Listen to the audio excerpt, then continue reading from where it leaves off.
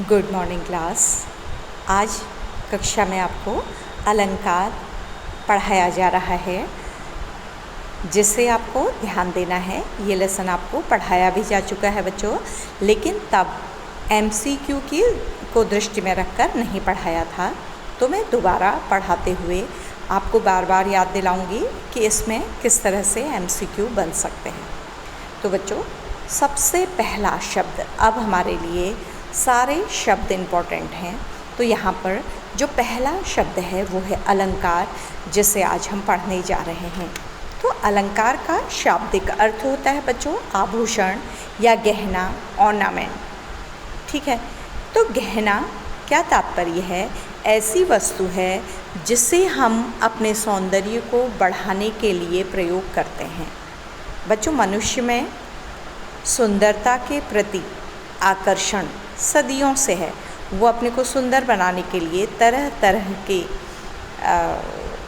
उपायों को करता है। इनमें से एक अलंकार धारण करना या आभूषण धारण करना भी है।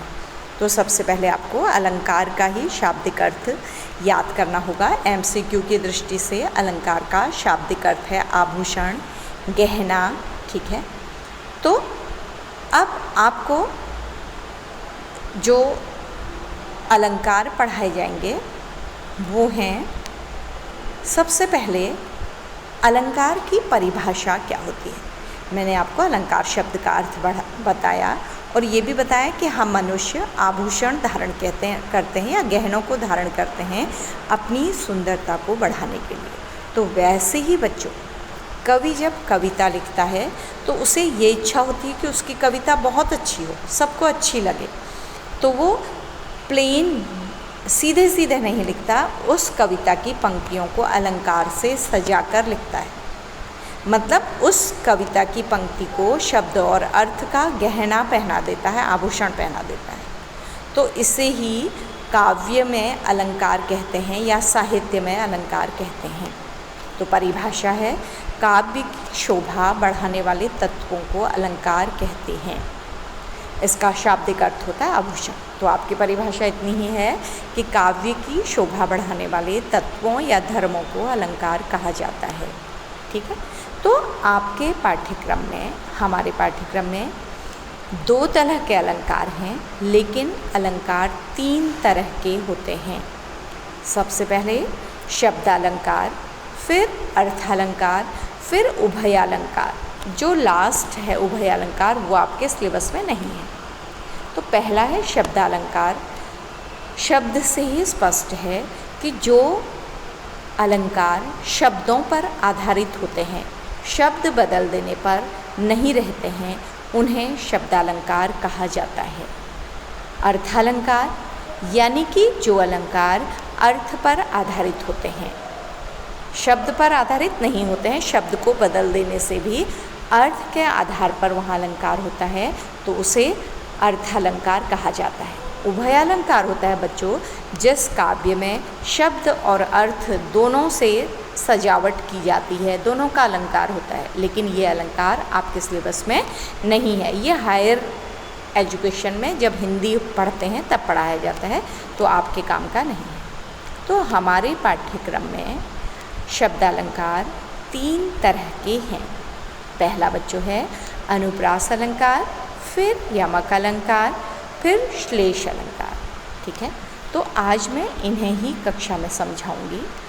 तो शब्दालंकार के 2 और भी भेद हैं, लेकिन वो आपको नहीं पढ़ाए जाते हैं, तो आपको यही तैयार करने हैं। सबसे पहले हम लेते हैं, पहले बच्चों एक बार और, शब्दालंकार वे अलंकार हैं जो शब्दों के सौंदर्य पर आधारित हैं। अर्थालंकार वे अलंकार हैं जो अर्थ पर आधारित हैं, शब्दों पर नहीं। ठीक, तो अनुप्रास अलंकार।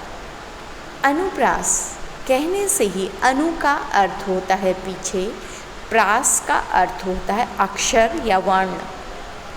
तो अगर एक वर्ण के पीछे वैसे ही दूसरे वर्ण आएँ, लगातार आएँ, एक साथ आएँ, तो वहाँ अनुप्रास अलंकार होता है। अनुप्रास का मतलब है बच्चों कि वहाँ कविता में एक वर्ण को, शब्द मत लिखिएगा कभी भी, कभी कभी ऐसे मान लीजिए एमसीक्यू में आ गया कि अनुप्रास अलंकार शब्दों की पुनरावृत्ति में होता है। नहीं बच्चों, वर्णों की पुनरावृत्ति में होता है। शब्दों को रिपीट करने में तो यमक अलंकार हो जाता है, तो ये आपको ध्यान से सुनना है। तो अनुप्रास अलंकार की परिभाषा, जहाँ वर्णों या व्यंजनों की आवृत्ति बार बार होती है वो अनुप्रास अलंकार होता है। तो अनुप्रास अलंकार के बहुत सारे एग्जाम्पल हैं बच्चों। आपकी एक पिक्चर थी फना, उसमें खड़क सिंह के खड़कने से खड़कती हैं खिड़कियाँ। ये बच्चों था अनुप्रास अलंकार का एग्जाम्पल। एक सेकंड रुकिएगा बच्चों।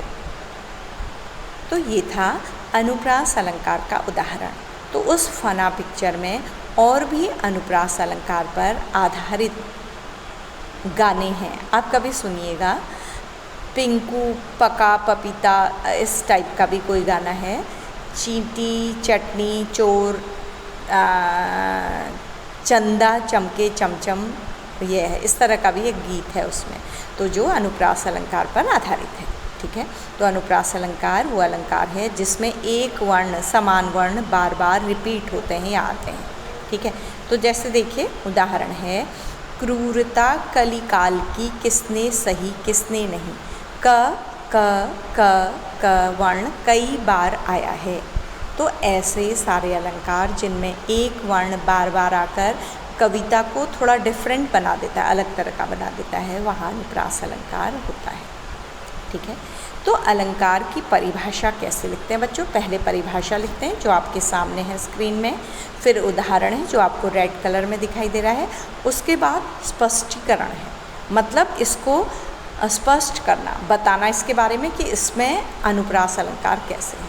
तो यहाँ क वर्ण की आवृत्ति होने से या बार बार आने से यहाँ अनुप्रास अलंकार है।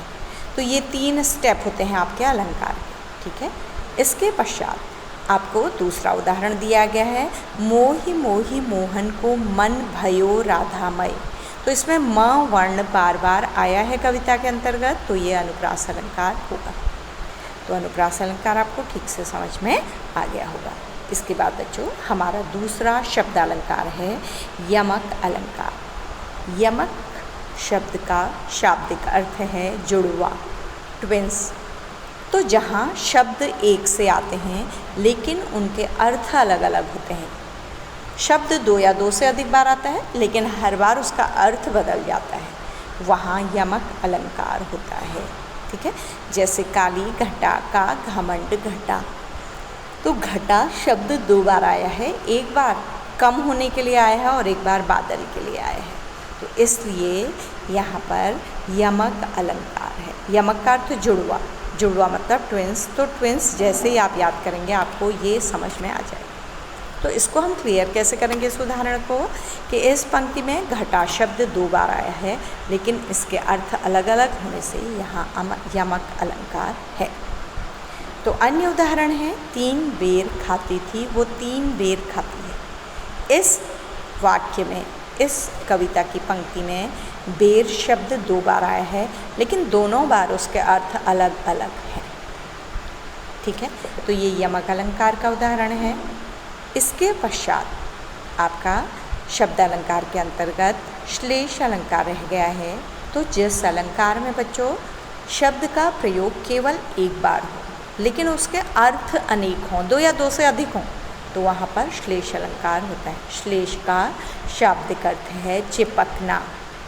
ठीक है। यानी कि एक शब्द में अनेक अर्थों का चिपकना।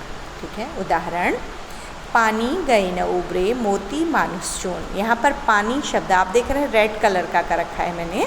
तो पानी शब्द के 3 अर्थ हैं, मोती के लिए चमक, मनुष्य के लिए सम्मान और चूने के लिए पानी।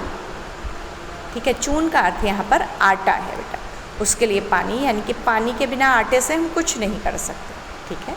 तो मोती मतलब मोती में चमक नहीं हो तो मोती बेकार है, मनुष्य के पास सम्मान नहीं हो तो मनुष्य का जीवन बेकार है, और चून आटे के पास, आटे में यदि पानी न डाला जाए तो आटे को हम कोई प्रयोग नहीं कर सकते।